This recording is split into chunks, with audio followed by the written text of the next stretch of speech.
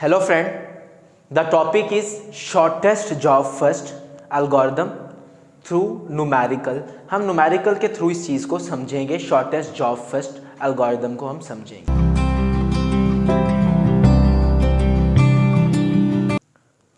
तो shortest job first में हमारी दो टाइप्स होती हैं। हम इसको प्रीएम्प्टिव के थ्रू भी करते हैं, नॉन प्रीएम्प्टिव के। तो प्रीएम्प्टिव में हमारा क्या होता था, जॉब दरमियान से रनिंग क्यू से रेडी क्यू में भी जा सकती थी, मगर हम पहले नॉन प्रीएम्प्टिव देखेंगे जिसमें अगर एक जॉब रेडी क्यू में चली गई, रनिंग क्यू में चली गई तो मुकम्मल चलेगी उसके बाद। तो हम इसको न्यूमेरिकल के थ्रू इसको सॉल्व करते हैं, नॉन प्रीएम्प्टिव को न्यूमेरिकल के थ्रू सॉल्व करते हैं। तो मेरे पास यहाँ पर कुछ जॉब्स हैं P1, P2, P3, P4 and P5। ये जॉब्स हैं जो मेरे पास मुख्तलिफ अराइवल, ये आपका पेपर में गिवन होती हैं चीज़ें, job, arrival time and burst time. हम इसको गैंट चार्ट के थ्रू करेंगे जिससे हमारा काम इसके थ्रू हमारा आसान हो जाता है। उसके बाद हमारा completion time, turn around time, waiting time और रिस्पॉन्स टाइम, ये हमें कंप्यूट करना होता है। ये किस तरह करेंगे ये हम आगे चल के देखते हैं। तो मेरे पास अराइवल टाइम मौजूद है और ब्रस्ट टाइम मौजूद है और जॉब्स। अब हम गैंट के थ्रू से शुरू करते हैं। हमेशा जो जॉब स्केजुलिंग होती है वो ज़ीरो से शुरू होती है, ज़ीरो टाइम। ये सारा चीज़ मेरा टाइम मेंशन है। ज़ीरो टाइम पे पहले हमने देखा कि 0 मिनट पर कोई जॉब अराइवल हुई है, कोई भी जॉब ज़ीरो टाइम पर नहीं आई। तो ज़ीरो से ये 1 तक आइडल कहते हैं, मतलब खाली गया है। ये हमारा CPU आइडल था, इसे मैंने छोड़ दिया, मगर हमने शुरू ज़ीरो से ही करना होता है। आगे चलते हैं। जब मैं 1 टाइम पे पहुंचा, 1 टाइम पे, तो 1 टाइम पे मेरे पास 2 जॉब रेडी क्यू में अराइवल हुई। रेडी क्यू से ही रनिंग क्यू में जाती है जॉब। तो और ये याद रखें नॉन प्रीएम्प्टिव है, और इसका जो शॉर्टेस्ट जॉब फर्स्ट होती है उसका क्राइटेरिया हमारा ब्रस्ट टाइम होता है। हम ब्रस्ट टाइम के थ्रू हम अपनी जॉब्स को कंप्लीट करते हैं। तो मैंने जब 1 मिनट पे पहुंचा, 1 मिनट पे मेरे पास 2 जॉब्स आई। इसका भी अराइवल टाइम 1 है, इसका भी अराइवल टाइम 1 है, और हम 1 पे ही मौजूद हैं। एक का ब्रस्ट टाइम 4 है, एक का ब्रस्ट टाइम 3 है। जब 2 जॉब्स एक ही टाइम पे आई तो हमने चेक किया किसका ब्रस्ट टाइम छोटा है। क्यों मैंने ये चेक किया, क्योंकि हमारा काम ही शॉर्टेस्ट जॉब फर्स्ट है, सबसे पहले छोटी जॉब चलेगी। तो P3 जिसका अराइवल टाइम 1 है उसका ब्रस्ट टाइम 3 है, मगर जो P1 है उसका अराइवल टाइम तो सेम है मगर ब्रस्ट टाइम ज़्यादा है। तो पहले कौन सी चलेगी, P3। तो P3 रनिंग क्यू में चली गई और एग्जीक्यूट होने लगी। P3 जब हमारा CPU दूसरे मिनट पर पहुंचा, चूंकि अब ये P3 मुकम्मल चलेगी, भला क्यों, ये नॉन प्रीएम्प्टिव है। एक दफ़ा जब ये रेडी क्यू में आ गई, रनिंग क्यू में आ गई, ये मुकम्मल चलेगी। तो P3 मेरी 3 टाइम तक चली। जब एक पे मैं मौजूद था, 1 टाइम पे मैं मौजूद था, 3 स्टेप मैंने आगे फॉरवर्ड जाना है। तो 3 + 1 4, ये हमारा हो गया 4। इसको मैं रिमूव कर देता हूँ ताकि हम इजीली लिख सकें। 4 टाइम पे अब हम पहुंच गए और हमारी P3 जॉब क्या हो गई, कंप्लीट हो गई।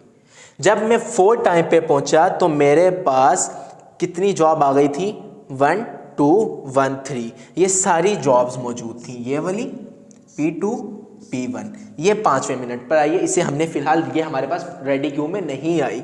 अब जब मैं 4 मिनट पर पहुंचा या 4 स्टेप पर पहुंचा तो मेरे पास P1 मौजूद थी, ये ऑलरेडी मौजूद थी, P2 एंड P4। अब यहाँ पर हमने वही शॉर्टेस्ट जॉब चेक किया, इसका ब्रस्ट टाइम 4 है। हमारा क्राइटेरिया शॉर्टेस्ट जॉब फर्स्ट का प्रीएम्प्टिव में भी नॉन प्रीएम्प्टिव में भी ब्रस्ट टाइम ही रहता है। तो इसका ब्रस्ट टाइम 4 है, इसका ब्रस्ट टाइम 5 है, इसका भी 5 है। तो सबसे इन तीनों में छोटा ब्रस्ट टाइम इसका है, शॉर्टेस्ट जॉब फर्स्ट है।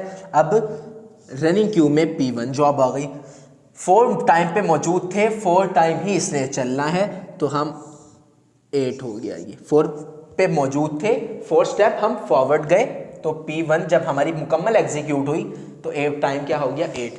जब हम 8 टाइम पर पहुंचे या 8, तो हमारे पास एक और जॉब भी मौजूद थी।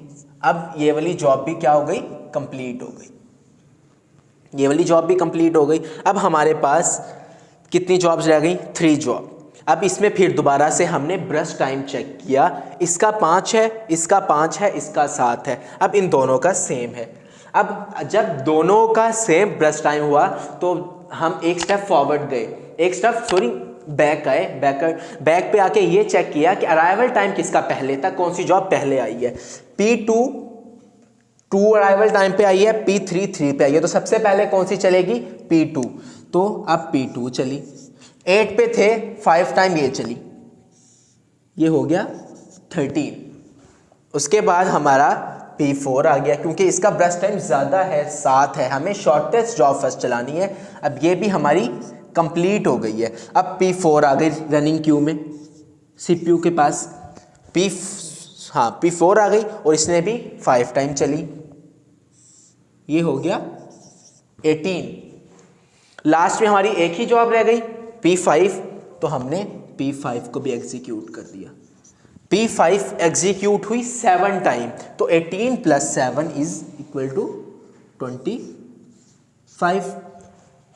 18 स्टेप पे, 18 टाइम पे हम मौजूद थे, हमने 7 स्टेप फॉरवर्ड जाना था, तो हमारा 18 + 7 इज इक्वल टू 25। तो ये था हमारा नॉन प्रीम्प्टिव के through shortest job first algorithm through numerical. अगर हमारा ब्रश टाइम सेम हो जाए, फिर हम स्टेप बैक जाते हैं और चेक करते हैं अराइवल टाइम किसका पहले था। जिसका अराइवल टाइम पहले होता है फिर हम उसको इधर रनिंग क्यू में लेके आते हैं, और अराइवल टाइम जिसका पहले आता है वो उस हिसाब से चलती है। ये हमारा गैंट चार्ट बन गया। अब इसके थ्रू से हमने कंप्लीशन टाइम बनाया। अब मैं इस कंप्लीट टाइम या कंप्लीशन टाइम किस तरह कि कौन सी जॉब कितने मिनट पर कंप्लीट हुई है। अगर हम P1 को देखें तो P1 8 मिनट पे कंप्लीट हो गई थी, 8। P2 13 पे कंप्लीट हुई, 13।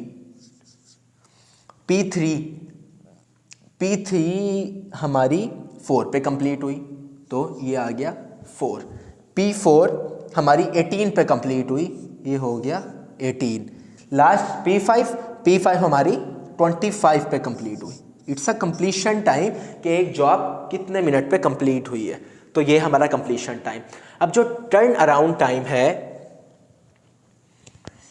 टर्न अराउंड टाइम, इसको हम निकालते हैं completion time minus arrival time, completion time minus arrival time. Completion time हमारा 8, अराइवल टाइम 1, 8 - 1 7, 13 - 2 11, 4 - 1 3, 18 - 3 15, 25 - 5 20। जो हमारा वेटिंग टाइम होता है, waiting time turn around time minus brush time, turn around time minus brush time. अब टर्न अराउंड टाइम हमारा 7 - 4 is 3, 11 - 5 is 6, 3 - 3 is 0, 15 - 5 is 10, 20 - 7 is 13। ये हो गया हमारा वेटिंग टाइम। कंप्लीशन टाइम, एक जॉब कितने मिनट पर कंप्लीट हुई है वो मैंने लिखा। Turn around time, completion time minus arrival time. Waiting time कैसे निकाला, कैसे कंप्यूट किया, turn around time minus brush time. और जो हमारा रिस्पॉन्स टाइम होता है वो नॉन प्रीम्प्टिव में वेटिंग टाइम के ही बराबर रहता है, क्योंकि ये नॉन प्रीम्प्टिव है। इसमें एक दफ़ा जॉब जब एंटर हो गई वो मुकम्मल एग्जीक्यूट होगी, तो नेक्स्ट जॉब रेडी क्यू से रनिंग क्यू में जाएगी CPU के पास। तो इसलिए इसमें वेटिंग टाइम और रिस्पॉन्स टाइम डजंट मैटर, ये दोनों सेम रहते हैं। मगर अगर हम प्रीम्प्टिव की बात करें तो प्रीम्प्टिव में दोनों चेंज वेरी करते हैं। तो फर्ज है रिस्पॉन्स टाइम कैसे निकालते हैं, वैसे तो ये सेम आएगा, यहाँ पे भी 3, 6, 0, 10 और 13 चेक करने के लिए कि कैसे निकालते हैं। रिस्पॉन्स टाइम का मतलब होता है कि एक जॉब को, किसी भी जॉब को CPU ने कब रिस्पॉन्स किया। हम P1 को पहले चेक करते हैं, P1 को CPU ने कब रिस्पॉन्स किया, 4 पे, और आया कब था, 1 पे। 4 - 1 इज 3। इसी तरह P2 को CPU ने रिस्पॉन्स कब किया, 8 पे, आया कब था, 2 पे, 8 माइनस 2 6। अगली जॉब P3 को रिस्पॉन्स सीपीयू ने किया 1 मिनट पे, आया कब था 1, 1 माइनस 1 इज 0। P4 को रिस्पॉन्स किया 13 पे, आया कब था ये 3 पे, 13 माइनस 3 इज 10, और लास्ट में इसी तरह ये आ जाएगा 30।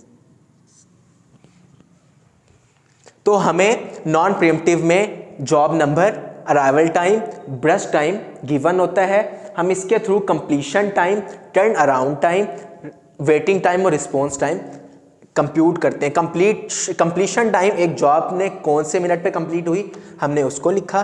Turn around time completion time minus arrival time से हमने कंप्यूट किया। Waiting time turn around time minus brush time से हमने कंप्यूट किया। और रिस्पॉन्स टाइम और वेटिंग टाइम नॉन प्रीएम्प्टिव में सेम रहता है, क्योंकि इसमें एक जॉब जब एंटर हो जाती है सीपीयू में, वो मुकम्मल जब कंप्लीट रन हो जाती है, एग्जीक्यूट हो जाती है, तब नेक्स्ट जॉब रेडी क्यू से रनिंग क्यू में जाती है। तो ये था हमारा नॉन प्रीएम्प्टिव। अब हम देखेंगे नेक्स्ट वीडियो में कि शॉर्टेस्ट जॉब फर्स्ट प्रीएम्प्टिव के थ्रू, न्यूमेरिकल के थ्रू किस तरह से सॉल्व होती है। अल्लाह हाफिज़।